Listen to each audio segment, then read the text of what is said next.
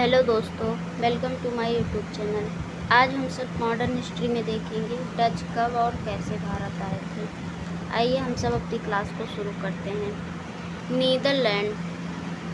Netherlands Holland के लोग को ही डच कहा गया। भारत में सबसे पहले आने वाला डच जो था वह कार्नियल हाउटमैन था, जो 1596 ईस्वी में आया।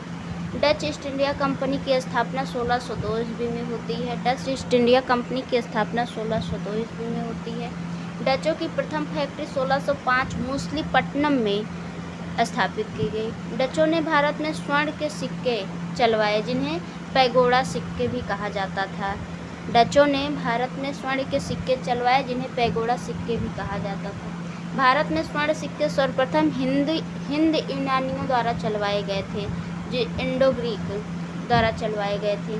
भारत में प्रथम यूरोपियन जिसने स्वर्ण सिक्के चलाए वह थे डच।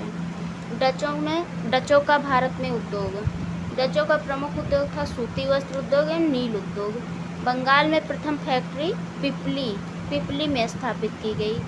इसी समय बेदरा का युद्ध होता है। 1759 में अंग्रेज और डचों के बीच में बेदरा का युद्ध होता है।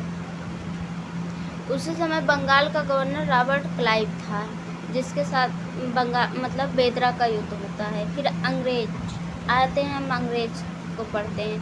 1599 ईस्वी में मर्चेंट एडवेंचर्स व्यापारी ने ब्रिटेन में governor and company of merchant of London trading to the East Indies नामक कंपनी की स्थापना की, जिसे ईस्ट इंडिया कंपनी के नाम से जाना जाता है। 31 दिसंबर 1600 को महारानी एलिजाबेथ टेलर फर्स्ट द्वारा राजलेख जारी किया गया, जिसमें ईस्ट इंडिया कंपनी को भारत तथा पूर्वी देशों के साथ 15 वर्षों तक व्यापार करने की अनुमति मिल गई थी। ईस्ट इंडिया कंपनी की स्थापना 31 दिसंबर 1600 ईस्वी। 1608 ईस्वी में भारत में आने वाला अंग्रेज विलियम हॉकिंस, जो प्रथम था, विलियम हॉकिंस था, जिसको ब्रिटेन के महाराज जेम्स फर्स्ट के द्वारा जहांगीर के दरबार में भेजा गया था। ये जहाज रेड ड्रैगन सूरत बंदरगाह पर उतरा था। इसका जो जहाज था उसका नाम था रेड ड्रैगन, जहाज से आया था और सूरत बंदरगाह पर पहुंचा। जहांगीर ने विलियम हॉकिंस को कैप्टन खान की उपाधि दी थी। अंग्रेजों ने भारत में अपनी पहली स्थायी फैक्ट्री सूरत में स्थापित की 1613 ईस्वी में। 1615 में जेम्स फर्स्ट ने अपने दूत टॉमस रो को जहांगीर के दरबार में भेजा।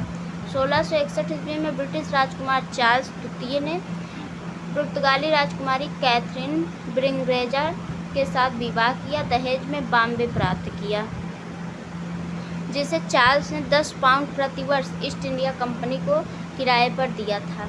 कलकत्ता। अंग्रेजों की 1774 से 1911 तक राजधानी कलकत्ता थी। भारत की राजधानी को कलकत्ता से दिल्ली वर्ष 1911 में स्थानांतरित किया गया। 1717 ईस्वी में मुगल बादशाह फर्रुखसियर के द्वारा विलियम हैमिल्टन को बंगाल में कर मुक्त व्यापार करने का शाही फरमान जारी किया गया।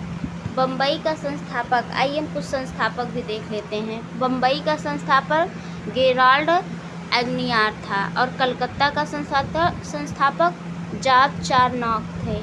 मद्रास के संस्थापक फ्रांसिस डे थे। अब डेनिस के विषय में हम जानकारी प्राप्त करेंगे। डेनमार्क के लोग 1616 ईस्वी में भारत आए। डेनिश ईस्ट इंडिया कंपनी की स्थापना 1616 ईस्वी में होती है। 1620 ईस्वी में डेनिश लोगों ने अपनी प्रथम फैक्ट्री ट्रेंकोवाट केरल में स्थापित की। दूसरी फैक्ट्री से रामपुर बंगाल में स्थापित की। डेनिश के भारत में व्यापार। इन्होंने चाय पर व्यापार किया, चीनी के साथ व्यापार किया। डेनिश ने चाय पर व्यापार किया और चीनी के साथ व्यापार किया।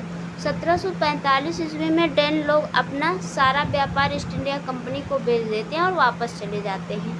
फिर आते हैं फ्रांसीसी। सर्वप्रथम 1664 ईस्वी में भारत आने वाले प्रथम फ्रांसीसी काल्बर्ट था, जिसको फ्रांस के महाराजा लुई 14वें ने भारत भेजा गया था। फ्रांस के राजा लुई 14वें के द्वारा भारत भेजा गया था। फ्रेंच ईस्ट इंडिया कंपनी 1664 में स्थापित की जाती है। फ्रेंच ने अपनी प्रथम फैक्ट्री सूरत में लगाई 1668 ईस्वी में। 1673 ईस्वी में फ्रैंको मार्टिन ने शेर खान लोदी पर आक्रमण करके पांडिचेरी पर अधिकार किया। फिर इसके बाद में होता है वांडीवास का युद्ध, यह बहुत इम्पोर्टेंट है। वांडीवास का युद्ध 1760 ईस्वी में होता है। अंग्रेजों व फ्रांसीसी के बीच होता है। फ्रांसीसी की हार के शक्ति समाप्त हो गई, जैसे फ्रांसीसी हार गए और शक्ति उनकी समाप्त हो गई। अब भारत में अंग्रेजी राज्य की स्थापना हो जाती है। अब यहीं से हमारा शुरू होता है अंग्रेजी राज्य की स्थापना।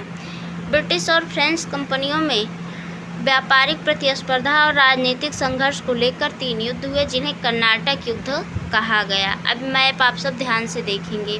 कर्नाटक के नवाब जो थे अनवरुद्दीन थे और अकाट। मद्रास पुडुचेरी में फ्रैंक डुप्ले बैठा हुआ था और मद्रास में था अकाट जो है। और मॉरिशस फ्रेंच ला बुडाने थे। कर्नाटक का प्रथम युद्ध ऑस्ट्रिया के उत्तराधिकार को लेकर ब्रिटेन और फ्रांस के मध्य युद्ध हुआ। अब यहीं से हम कल पढ़ेंगे। तब तक के लिए वीडियो पसंद आई होगी, वीडियो को लाइक कीजिएगा, चैनल को सब्सक्राइब कीजिएगा, शेयर कीजिएगा, कमेंट कीजिएगा। अब हमारा जो दूसरी वीडियो होगी वो कर्नाटक के प्रथम युद्ध से होगी। Thanks for watching, bye bye, have a nice day.